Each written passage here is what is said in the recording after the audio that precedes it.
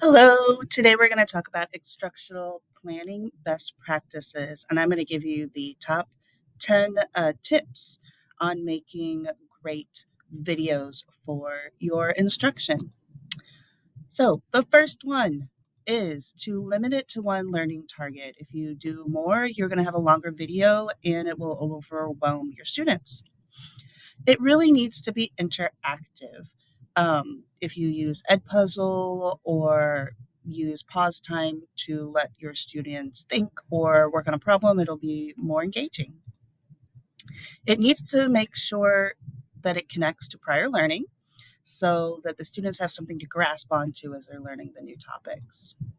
It clearly states the relevance or the why a student should be interested in the target. This could be through stating the learning target directly in student friendly language or connecting it to the real world issues that this skill will help them out with.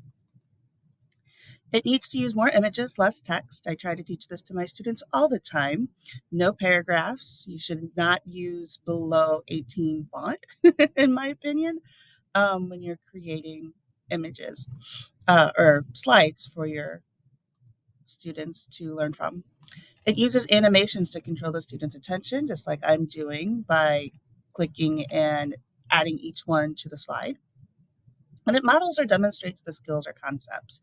So I like to use a document camera to capture writing or to actually code in my browser and capture it with my software. It provides think time, as I mentioned before. That's one way to make it interactive. Pause this video, do this now, write this in your notes.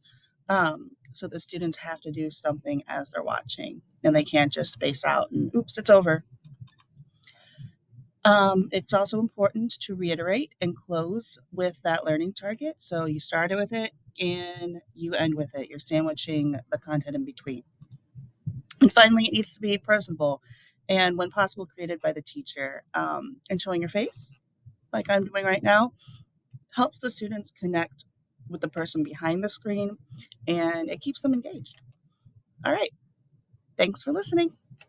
And hopefully, you've learned some great instructional best practices for planning videos, not necessarily with the words in that order.